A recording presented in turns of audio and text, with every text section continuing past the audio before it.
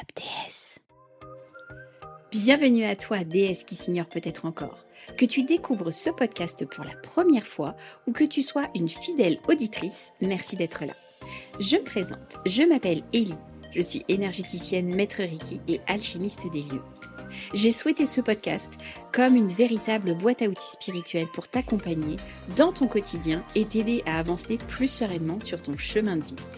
Alors, ces dernières semaines, on a beaucoup parlé de nettoyage, de protection, de décharge et surtout de retour au corps.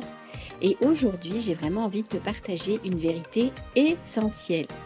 Quand tu es intuitif, quand tu es sensible et connecté, eh bien l'ancrage, c'est pas une option. On ne peut pas en faire l'impasse. C'est une nécessité. Alors installe-toi confortablement, respire profondément et laisse-toi guider par ma voix. Beaucoup de femmes intuitives ont appris à monter très très haut. Elles ressentent, elles captent, elles perçoivent l'invisible, mais très souvent, elles ont oublié de descendre. Et quand l'ancrage manque, l'intuition, elle peut devenir instable. Ça peut te créer de la fatigue chronique, de la dispersion, de l'anxiété, une hypersensibilité émotionnelle, une difficulté à prendre des décisions et une impression surtout de flotter, de ne pas être dans ton corps tout le temps. Alors, ce qu'il faut se dire surtout, c'est que ce n'est absolument pas un manque de dons, pas du tout. C'est juste un manque de racines. Et d'ailleurs, en travaillant son ancrage, bien souvent, on a des perceptions beaucoup plus fortes qui reviennent et c'est d'autant plus agréable parce qu'on a l'impression de mieux maîtriser la chose, de mieux se comprendre, de mieux comprendre un petit peu ces informations qui nous traversent, ces intuitions, pourquoi pas aussi ces images, ces sons, voilà, qui viennent jusqu'à nous. Alors, c'est vrai que l'ancrage, c'est aussi quelque chose qui peut avoir une image un petit peu, rigide. Mais ce qu'il faut se dire, c'est que justement, l'ancrage, les idées reçues qu'on a, c'est absolument pas quelque chose de figé.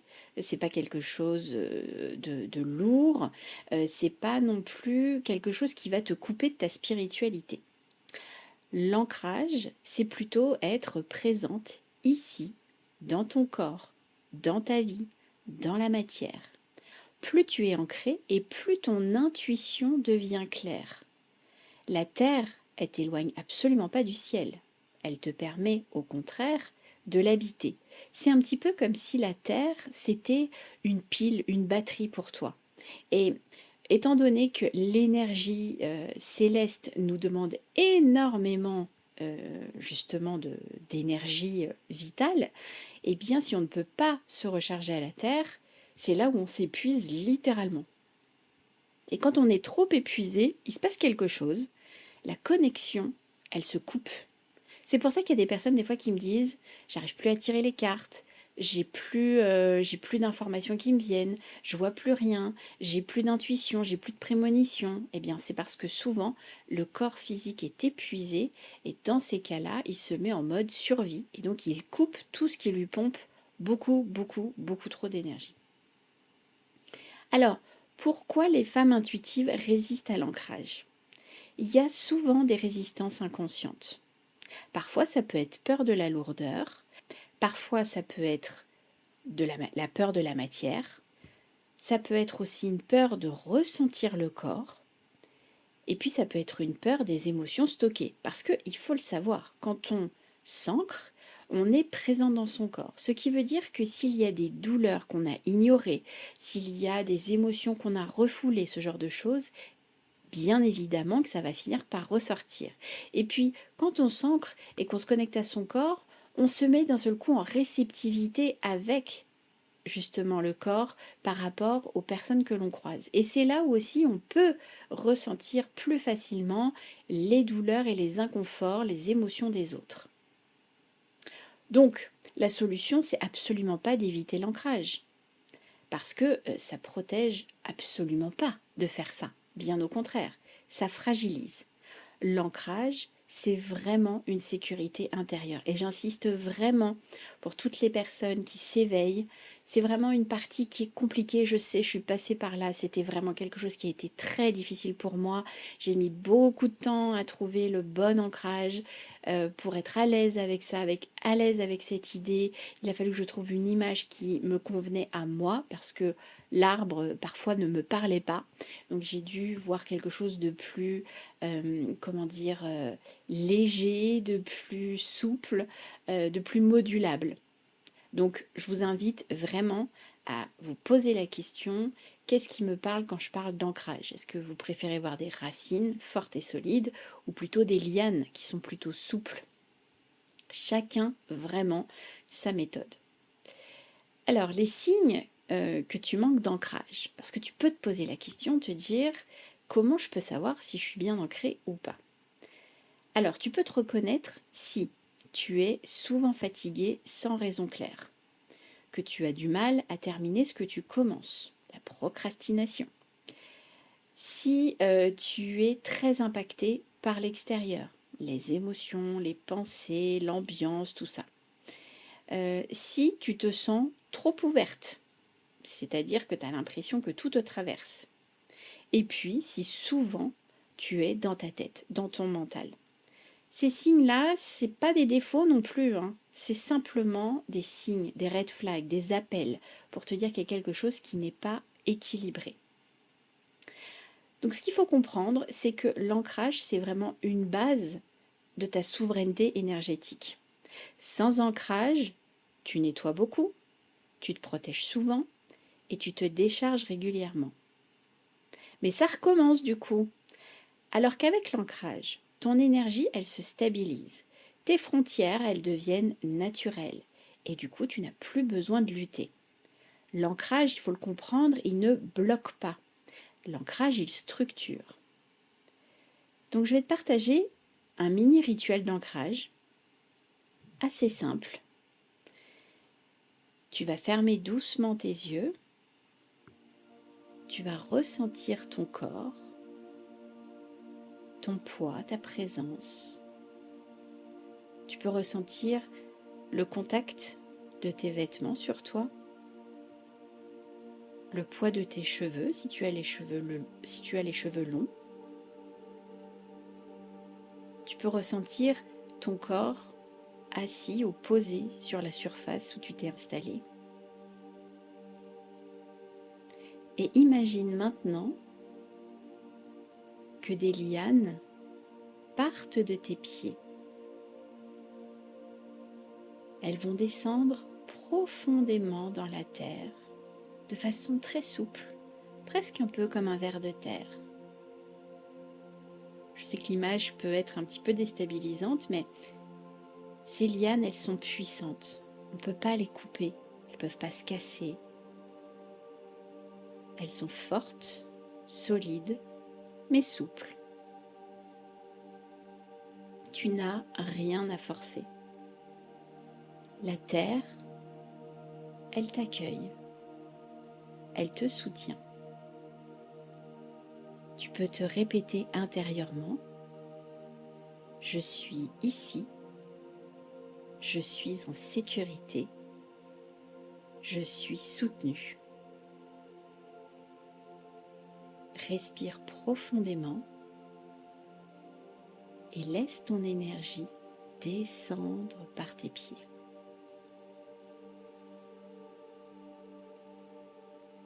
Parfois, simplement bouger ses orteils quand on a les pieds à plat et qu'on sent qu'on s'évade un petit peu dans des pensées, qu'on est trop prise par notre mental. Simplement poser ses pieds au sol et bouger ses orteils, ça fait revenir dans le ici et maintenant. C'est un ancrage express qui peut s'associer à ce qu'on vient de faire, mais c'est un petit mouvement très discret qui vous permet de revenir. Admettons, vous êtes en réunion, quelqu'un parle, bla bla bla, et là vous vous évadez, vous êtes dans les projets de week-end, de vacances, dans votre liste de courses, dans ce que vous avez à faire après. Et vous vous rendez compte que vous avez zappé 10 minutes du blabla de votre collègue. Bien, bougez vos pieds légèrement et vous allez revenir à l'ici et maintenant. Alors certes, ça ne sera pas très passionnant peut-être, mais ça vous permet de retourner dans votre corps et de ne pas rester dans la lune. L'idée, c'est quand même que cet ancrage, il se fasse au quotidien.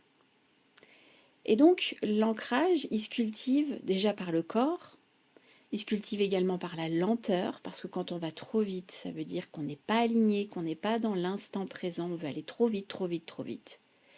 Et l'ancrage aussi, il se cultive dans la répétition.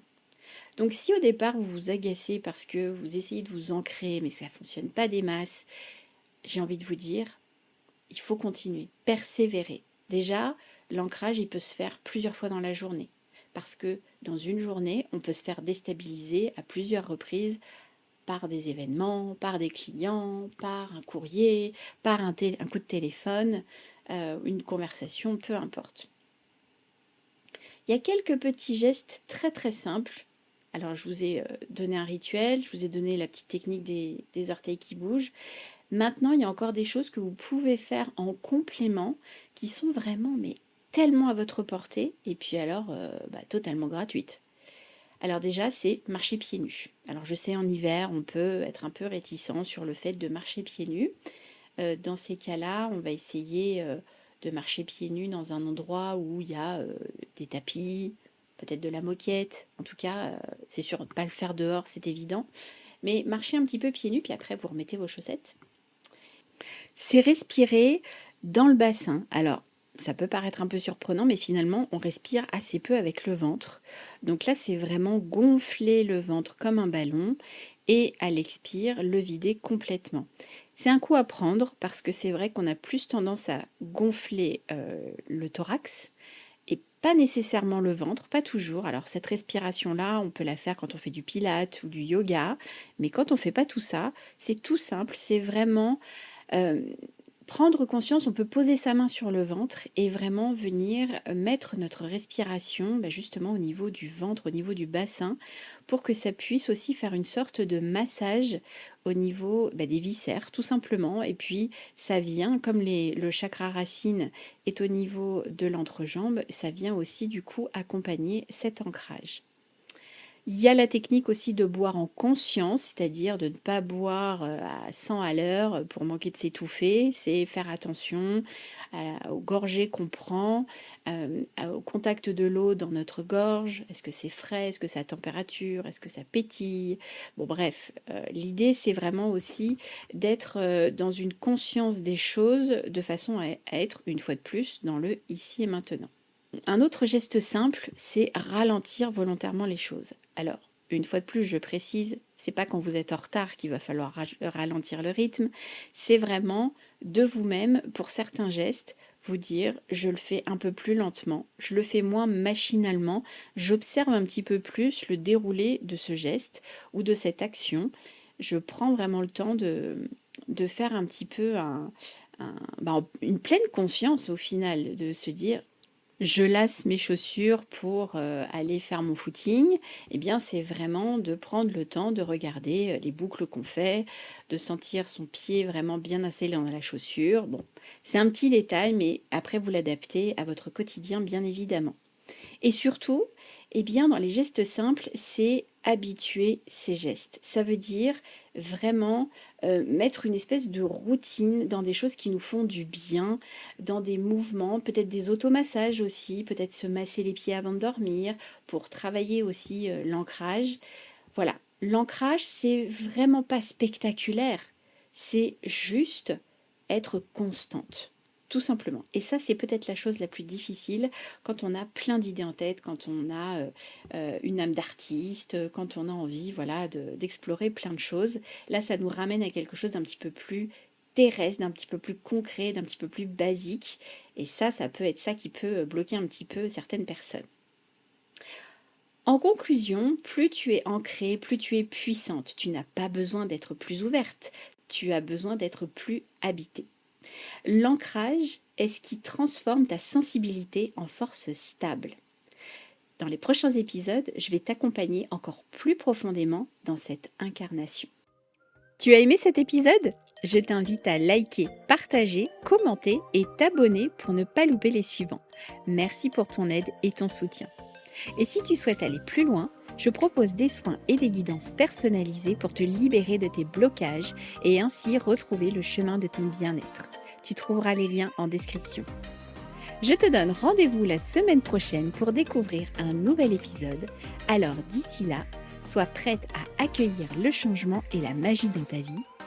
Wake up déesse!